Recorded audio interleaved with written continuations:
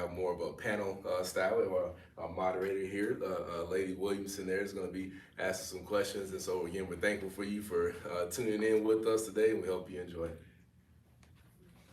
All right, good morning. As he said, I'm Alana.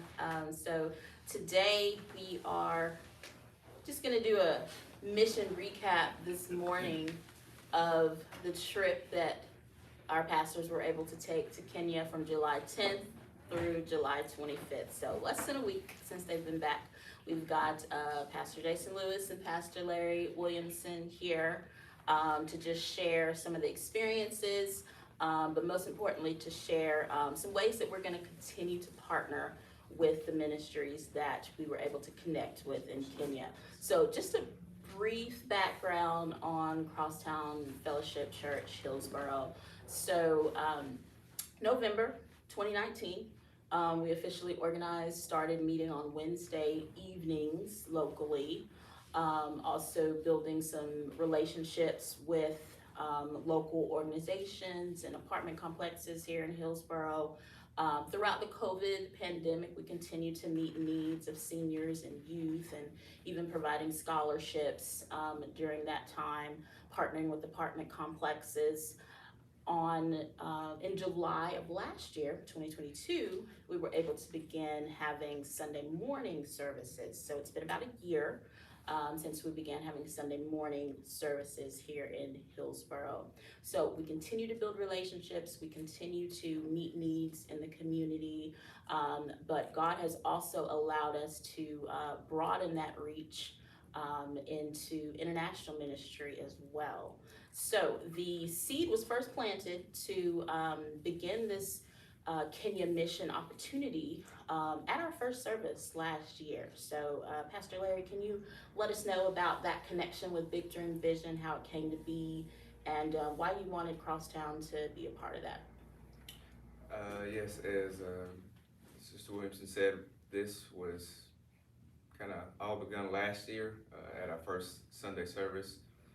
There was a gentleman that I had been known for a couple years because of our connection to a church in Arlington, and through that relationship, he came to me and approached me about going to Kenya.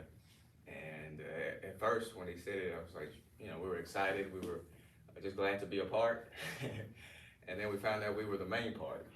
So that was kind of interesting. But it's just amazing to me how God built that relationship, many years back, to where now in 2023, because as soon as I met him a long time ago, when I found out he's from Kenya, we had always joked about me going to Kenya with him. And it took 7 or 8 years for it to come to fruition. But that's kind of how we got started with planning, and came with the idea of us traveling over there to kind of do some ministry. Again, we thought we were just going to help people, and then it turned out that we were the main ministry team over there, and then we had people supporting us over there as we were in Kenya. But it was just a blessing to just see their relationship just blossom into what it did. Fantastic. And I just do want to mention Pastor Corey Bivens Sr., who is not able to be here today, but we will be hearing from him in the future. But Pastor Jason, can you talk to us a little bit about your motivation, why you wanted to be a part of the team, and maybe some obstacles you overcame during that process? It was my first mission trip of that kind. Obviously, we had just previously gone to Arkansas to do, an evangelism mission there. But as far as a mission of this size, this nature, it was my first one. And so it was quite a big undertaking. And, to think back of how you kind of can see God in things, as you mentioned, our first service was July 10th of 2022. We left to go to Kenya July 10th of 2023. And if you just think about all that we've endured in this 1 year, even 3 years before getting to that point, to think that we were going to do something like this, I didn't, believe it. But the drive for me was the way I've lived my life, the appreciation I've had for everything that I'm blessed with. I needed to go see for myself what I really, have. So mind you, yes, it was to go to help other people, but I kept telling people that this trip is more for me. My motivation to come back and not be the same person based on the experiences that I have. I can watch anything on TV. I see the infomercials. You see Sally Struthers. Out there we talk about the kids and them saying you can feed this kid 30 cents a day, but to actually witness what it's like to be in a third world country, I had to witness it for myself. We asked for, to have the eyes of Jesus, the eyes of God, to see the people out there. But it's not until you actually do, that you can have that life changing impact on you. So Amazing. Thank you so much. Before we get into the connections and experiences, I think it's a good time to definitely say thank you to everyone that was involved in this effort. Again, we just mentioned that we just started services a year ago, so it definitely wasn't our membership that brought all of our pastors to Kenya and back. It was definitely a network, a circle, a community, even outside of Hillsborough, within Hillsborough, outside of Hillsborough, other states, other countries. There's so many people that came together by giving of their resources. Some of them giving, more than they had, more than they had available to sacrifice to go toward this mission. All of the prayers, resources. Some people gave resources to take over there. We're just so grateful to you. And we want you to know that we want you all to continue to partner with us, because the mission didn't stop on July 25th. There are so many opportunities for us to continue to pour into the lives of some of the individuals and the families and organizations that our pastors were able to connect with over there. So please stay to the end. We're going to get into a few opportunities that you all have to continue to partner with us, continue to make an impact in some of the communities in Kenya.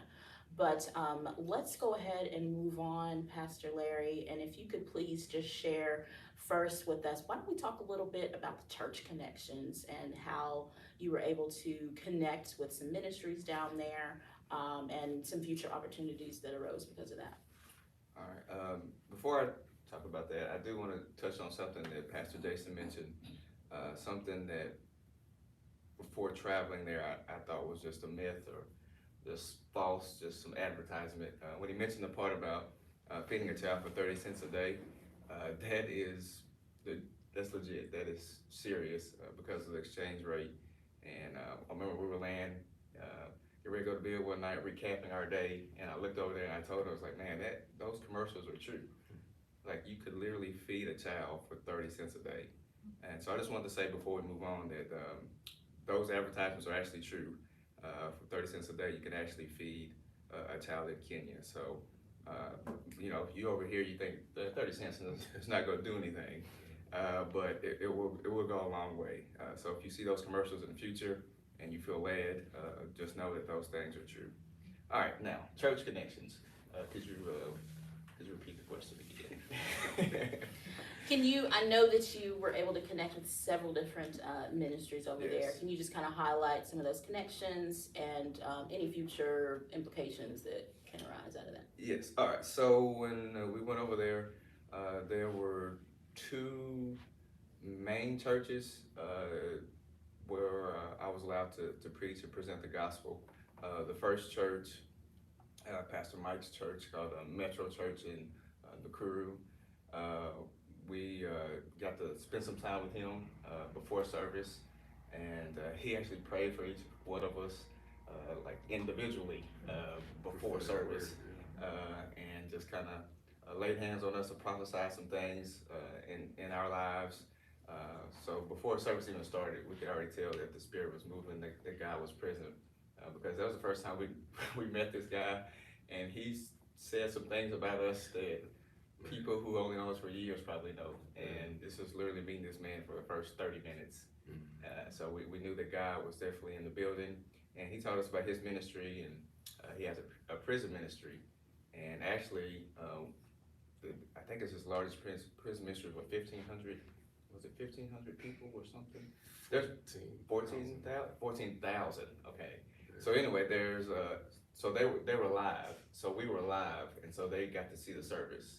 And so there were 14,000 people viewing, and there were, I don't know, a couple of hundred or so in attendance and live in person. And so just speaking with him, making that connection, great service, just great worship opportunity. I heard Pastor Jason, no, sorry, Pastor Corey. I was right next to Pastor Corey, and I just after the sermon was over, and it was, you know, altar call, and just turning around looking at just the people worshiping God, and everybody had chairs over their head, dancing around the church building, and it's a sight to see, you know, over 100-something people, you know, in the sanctuary, just, you know, chairs over their heads, just praising God.